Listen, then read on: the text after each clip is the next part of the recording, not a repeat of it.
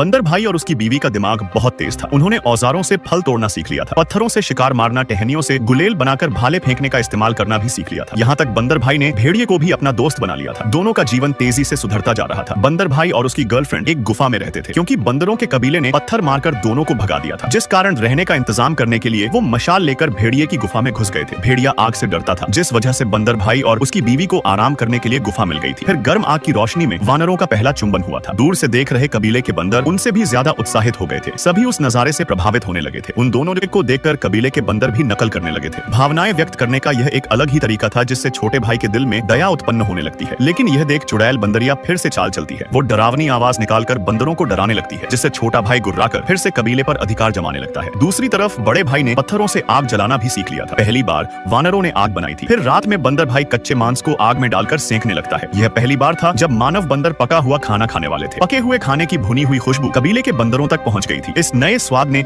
उन सबको फिर से उत्तेजित कर दिया था। लेकिन तभी एक भयानक गर्जना फिर से सुनाई देती है, जिससे बंदर फिर से डर जाते हैं। चुड़ैल बंदरिया ने दोबारा चाल चल दी थी, लेकिन इस बार एक जिज्ञासु छोटे बंदर ने पेड़ की गुफा में जाकर चुड़ैल बंदरिया को डरावनी आवाज निकालते देख लिया था। यह राज सबको पता ना चल जाए। चुड़ैल बंदरिया उसको मारना चाहती थी, पर तभी उसकी माँ समय पर आकर बचा लेती है। उसके बाद सबको चुड़ैल बंदरिया और सरदार की चाल का पता चल जाता है। अगर ऐसे ही चलता रहा तो सब भूखे मारे जाएंगे। इसलिए वो हिम्मत करके जमीन पर उतर जाते हैं और बड़े बंदर भाई के शरण में आ जाते हैं, जहाँ भुना हुआ मांस और फलों का भंडार था। बंदर भाई ने उन सबको अपना लिया था, पर छोटा भाई और उसकी पत्नी अकेले ही पेड़ पर रहकर पेड़ की रखवाली कर रहे थे। जल्द ही बड़े बंदर भाई की बीवी बच्चे को जन्म देने वाली थी। उसके समूह ने गांव बनाना भी शुरू कर दिया था, जो मानव जैसा बनने की ओर बढ़ रहा था। सब कुछ बहुत अच्छे से चल रहा था, लेकिन इन अच्छी चीजों को देख चुड़ैल बंदरिया का माथा घूम जाता है। वो टिड्डियों को गांव पर हमला करने के लिए बुलाती है, क्योंकि वो उन सबको दुखी देखना चाहती थी। उसके नापाक इरादों से पूरा गांव तबाह हो जाता है, जिससे सारे बंदर क्रोधित हो उठे थे कि यह काम चुड़ैल बंदरिया का ही है। वो मशाल लेकर चुड़ैल और पेड़ की रखवाली करने वाले बंदर से बदला लेने निकल पड़े थे। पर बंदर भाई युद्ध नहीं चाहता था। वो उनको रोकने की कोशिश करता है, पर कुछ बंदर पत्थर और कुल्हाड़ी से पेड़ को काटने लगे थे। तभी छोटा भाई उनसे लड़ने कूद पड़ता है, लेकिन इस लड़ाई में मशाल की आग पेड़ को जला देती है और छोटे भाई को भी दबोच लिया जाता है। आग 1000 साल पुराने पेड़ को पूरी तरह से जलाने वाली थी, पर उस पेड़ पर छोटे भाई की पत्नी फंसी हुई थी। यह देख बड़ा भाई तुरंत भेड़िए की मदद से खुद को ऊपर खींचता है और रानी को बचाने में सफल हो जाता है। लेकिन तभी बड़ा भाई पेड़ की शाखा के नीचे दब गया था। सारे बंदर इधर उधर भाग रहे थे, और जब छोटा भाई ने यह देखा तो उसने तुरंत बड़े भाई को बचा लिया था। आग में चुड़ैल बंदरिया को उचित सजा मिल चुकी थी। अपने पुराने घर को राख होता देख छोटा भाई भी अपना मन बदल लेता है। बड़े भाई की मदद से उसने भी 2 पैरों पर खड़ा होना सीख लिया था, जिसके बाद दोनों खुशी से गले लग जाते हैं। दोनों भाई अब एक हो चुके थे, जिसके बाद अब पूरा कबीला नए घर की तलाश में निकल पड़ता है। वो लावा को पार करके चट्टानों पर चढ़ जाते हैं और एक संकरी घाटी से होकर गुजरते हैं। घाटी को पार करते ही चमकती धूप में उन्हें एक स्वर्ग मिल जाता है। इस नई जमीन पर वो मानव विकास को तेज करके अपने कदम छोड़कर चले जाएंगे।